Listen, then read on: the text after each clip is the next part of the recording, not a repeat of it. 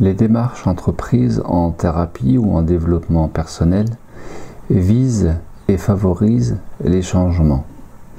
Les changements en vue de restaurer et maintenir l'équilibre des différents paramètres composant la santé, favorisant la santé chez l'individu, et équilibre lui-même à l'origine de ce que nous appelons l'alignement des 4 corps, physique, mental, émotionnel, spirituel. En premier lieu, il n'y a rien de plus difficile que de reconnaître sa responsabilité dans ce qui a pu nous arriver, dans ce que nous avons pu générer en problématiques de santé, de relation à l'autre, à soi, d'attitudes inadaptées et autant de croyances erronées. Les mécanismes de défense étant paradoxalement là pour renforcer notre besoin de changer, de nous libérer, le névrosé que nous sommes tous ne se remet que difficilement en question, car il est convaincu d'avoir toujours raison, que c'est la faute des autres. Ainsi, la première étape du changement consiste en le fait de reconnaître avoir pris une fausse route et qu'errer en tournant en rond avec la nette sensation que les situations, les événements semblent se répéter, a au moins le mérite de nous amener à enfin ouvrir les yeux. Pour le plus grand nombre, les chocs subis empêchent d'aller au-delà, de pardonner. C'est pourquoi l'acceptation de ce qui nous incombe, et plus encore de là où réside notre plus grande impuissance, le changement chez l'autre est si inacceptable. Accepter l'autre comme il est, et non pas comme nous voudrions qu'il soit, s'accepter malgré nos laideurs, nos imperfections, quel défi!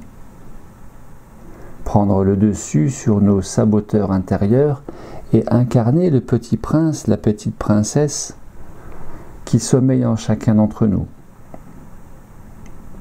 À l'image des adolescents, c'est de la faute aux parents. Première démarche maladroite de réparation, le préjudice s'évalue et se paye. Nos parents qui eux aussi ont eu leur histoire et leur bagage atemporel à porter, supportés au travers des âges ancestraux. Ainsi, à la possibilité à enfin pouvoir pardonner s'accompagne le plus souvent la grande surprise qu'il n'y avait rien à pardonner, car bien sûr, à la place de l'autre, aurions-nous fait mieux? Ne répétons-nous pas les mêmes erreurs que nos ascendants en les imitant?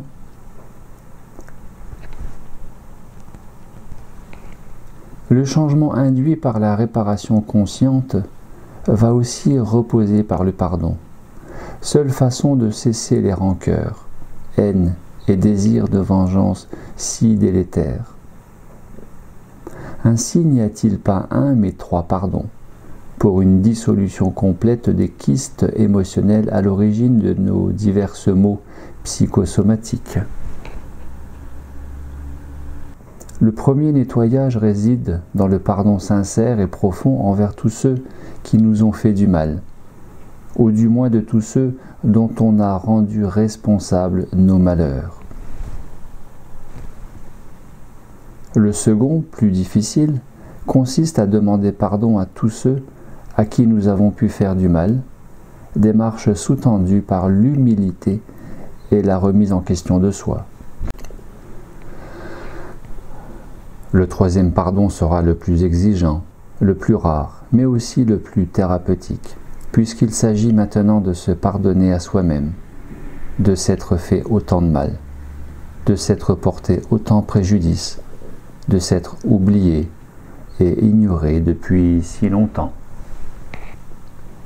Pour, et avec cela, bien sûr, transformer la culpabilité en responsabilité, l'égoïsme en générosité, les tours d'ivoire en temples intérieurs. Alors enfin seulement l'enfant du passé reconnu, guéri et enfin aimé de l'adulte du présent qu'il est devenu, peut se réaliser et accomplir sa véritable légende personnelle.